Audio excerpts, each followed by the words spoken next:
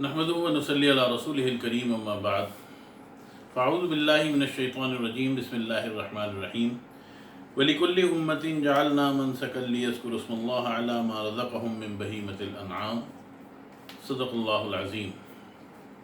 قربانی کے ایام قریب ہیں اور قربانی کے حوالے سے کچھ معروضات آپ کے سامنے رکھنا چاہتا ہوں۔ اللہ تعالیٰ نے قرآن کریم میں قربانی کے حوالے سے جو حکم دیا اور جو اس کے بارے میں جو بات فرمائی، اس کے حوالے سے میں نے جو آیت آپ کے سامنے تلاوت کی، سورہ حج کی یہ آیت ہے کہ اللہ تعالیٰ فرماتے ہیں کہ ہم نے ہر امت کے لیے قربانی کو مقرر فرمایا کہ وہ اس کے اوپر اللہ کا نام لے کے اس کو ذبح کریں ان چوپایوں میں سے جو اللہ تعالیٰ نے ان کو عطا فرمائے ہیں۔ قربانی کی فضیلت اور قربانی کی حقیقت کیا ہے؟ رسول کریم صلی اللہ علیہ وسلم سے حضرت عائشہ صدیقہ رضی اللہ تعالی عنہا روایت کرتی ہیں کہ رسول کریم صلی اللہ علیہ وسلم نے فرمایا کہ قربانی کے ایام میں اللہ تعالیٰ کو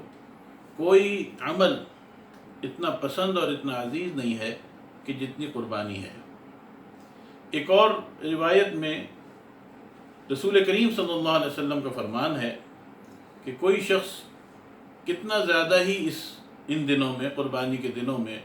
صدقہ اور خیرات کرے، اور اس کے مقابلے میں ایک شخص جو ہے وہ ایک بکرا یا ایک گائے یا اونٹ میں 7واں حصہ قربانی کا کرے، تو اللہ تعالیٰ کے نزدیک اس گائے اور اونٹ کی قربانی کا زیادہ اجر ہے، اس بکرے کی قربانی کا زیادہ اجر ہے، بجائے اس کے کہ کوئی شخص اس میں صدقہ اور خیرات کرے۔ صحابہ کرام رضوان اللہ تعالیٰ علیہ مجمعین نے یہ روایت کی کہ رسول کریم صلی اللہ علیہ وسلم سے سوال کیا گیا، کیا رسول اللہ صلی اللہ علیہ وسلم یہ قربانی کیا چیز ہے، اس کی حقیقت کیا ہے؟ رسول کریم صلی اللہ علیہ وسلم نے فرمایا، سنت ابیکم ابراہیم، یہ میرے باپ حضرت ابراہیم علیہ السلام کی یہ سنت ہے۔ پھر صحابہ کرام رضوان اللہ تعالیٰ علیہ مجمعین نے پھر سوال کیا کہ اس میں ہمارے لیے کیا ہے؟ سنت تو حضرت ابراہیم علیہ السلام کی ہے، اس میں ہمارے لیے کیا ہے؟ تو رسول کریم صلی اللہ علیہ وسلم نے فرمایا کہ قربانی کے ہر بال کے بدلے میں اللہ تعالیٰ نیکی عطا فرمائیں گے۔ پھر سوال کیا کہ بہت سے جانور اس قسم کے ہیں کہ ان کے جسم پہ بال نہیں ہوتے، اون ہوتی ہے، تو پھر ہمیں اس میں سے اجر کیسے ملے گا؟ تو رسول کریم صلی اللہ علیہ وسلم نے فرمایا کہ اون کے ہر ریشے کے بدلے میں اللہ تعالیٰ نیکی عطا فرمائیں گے۔ یہاں پر اس طرف میں تھوڑی سی توجہ دلانا چاہتا ہوں کہ حضرت ابراہیم علیہ السلام کی جو سنت ہے وہ بنیادی طور پہ اپنے بیٹے کو ذبح کرنا ہے۔ قرآن کریم میں اللہ تعالیٰ اس واقعے کا ذکر فرماتے ہیں کہ جب انہیں خواب میں یہ چیز دکھائی گئی کہ آپ اپنے بیٹے کو ذبح کر رہے ہیں، اور آپ نے حضرت اسماعیل علیہ السلام سے اس چیز کا ذکر کیا کہ بیٹے میں نے خواب میں دیکھا ہے کہ میں تجھے ذبح کر رہا ہوں، تو حضرت اسماعیل علیہ السلام نے اس پہ فوراً جواب دیا کہ قال یا ابت افعل ما تؤمر، اے میرے بجان آپ کو جو حکم دیا گیا ہے آپ اس کی تعمیل کیجیے۔ آپ دیکھیے کہ بیٹے نے اس بات کو سمجھ لیا کہ نبی ہیں، جلیل القدر نبی ہیں اللہ تعالیٰ کے حضرت ابراہیم علیہ السلام، ان کو خواب میں دراصل یہ حکم دیا جا رہا ہے، لہذا آپ اس حکم کی پاسداری کریں اور مجھے ذبح کر دیں۔ اور اس کے بعد پھر قرآن کریم میں اس کی تفصیل ہے کہ انہوں نے لٹا دیا ان کو، اور لٹا کے ان کے گلے کے اوپر چھری پھیر دی، اور روایات میں یہ چیزیں موجود ہیں۔ رسول کریم صلی اللہ علیہ وسلم نے یہ بات فرمائی کہ جب ان کو لٹایا اور انہوں نے اپنے بیٹے کی آنکھوں پہ پٹی باندھ کے اور اپنی آنکھوں پہ پٹی باندھ کے جب ان کے گلے کے اوپر چھری پھیری، اور چھری پھیرنے کے بعد جب پٹی کھولی ہے تو یقینی بات ہے کہ باپ کے دل کے اوپر کیا گزر رہی ہوگی، اور باپ کی دلی کیفیت کیا ہوگی کہ میرے سامنے میرا بیٹا جو ہے وہ ذبح ہوا موجود ہوگا، لیکن وہاں پہ ایک مینڈا جو تھا وہ ذبح ہو چکا تھا، اور حضرت اسماعیل علیہ السلام ٹھیک ٹھاک اپنی جگہ موجود تھے۔ تو یہاں پر رسول کریم صلی اللہ علیہ وسلم نے قربانی کو حضرت ابراہیم علیہ السلام کی سنت فرمایا، اور ہمارے لیے یہ آسانی پیدا فرمائی کہ ہم براہ راست کسی جانور کو ذبح کریں۔ ہمارے لیے یہ حکم نہیں ہے کہ ہم اپنی اولاد کو ذبح کریں اور ہم اپنی اولاد کو اگر ذبح کریں اور جس کی قربانی اللہ تعالیٰ کے حضور قبول ہوگی اس کی اولاد کی جگہ میڈھا اور بکری آ جائے گی، اور جس کی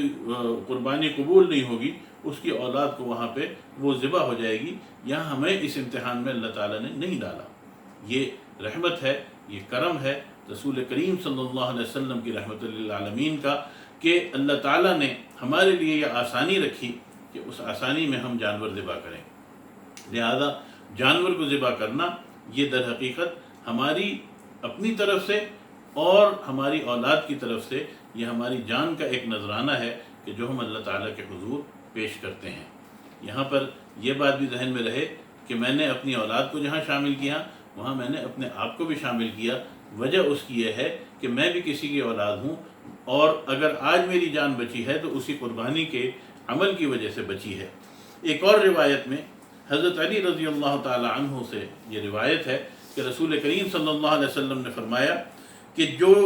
شخص خوشی اور ثواب کی نیت سے قربانی کرے گا اللہ تعالیٰ اس کو جہنم کی آگ سے بچا لے گا، اور اس کی یہ قربانی جہنم اور اس شخص کے درمیان رکاوٹ بنے گی۔ اسی طریقے پر رسول کریم صلی اللہ علیہ وسلم جب تک مدینہ منورہ میں مقیم رہے آپ ہر سال قربانی فرمایا کرتے تھے۔ حجۃ الوداع کے موقع پر آپ نے 100 اونٹوں کی قربانی فرمائی۔ ایک اور روایت میں رسول کریم صلی اللہ علیہ وسلم فرماتے ہیں کہ سمنوا ضحایاکم، اپنی قربانیوں کو فربا کرو، موٹا کرو، اچھے صحت مند کرو، فإنها علی الصراط مطایاکم، اس لیے کہ یہ پل صراط کے اوپر تمہاری سواری کے طور پہ تمہیں عطا کی جائیں گی۔ یہ سب فضیلتیں ہیں قربانی کی۔ رسول کریم صلی اللہ علیہ وسلم نے حضرت فاطمہ الزہرا رضی اللہ تعالی عنہا جو آپ کی صاحبزادی ہیں ان کو حکم دیا کہ جب قربانی کا وقت ہو اور قربانی ہو رہی ہو تو تم قربانی کے قریب کھڑی ہو، اس لیے کہ قیامت کے دن یہ قربانی اپنے سینگوں اور اپنے گوشت اور اپنی تمام کھال وغیرہ کے ساتھ اللہ تعالیٰ اس کو میزان میں رکھے گا، اور اس کے بدلے میں ایک اجر جو ہے وہ تمہیں عطا فرمایا جائے گا۔ تو یہ بات بھی ذہن میں رہے کہ قربانی کا اجر اور قربانی کے ثواب جو ہے یہ بہت زیادہ ہے۔ قربانی کی فضیلت یہ حدیث سے بھی ثابت ہے، قرآن کریم میں بھی اس کا ذکر ہے۔ یہ وقت اور یہ دور کہ جس میں ہم اور آپ موجود ہیں، اپنی قربانیوں کے لیے تیاری کیجیے۔ آئندہ چند دنوں میں وہ ایام شروع ہونے والے ہیں کہ جن میں قربانی جو ہے وہ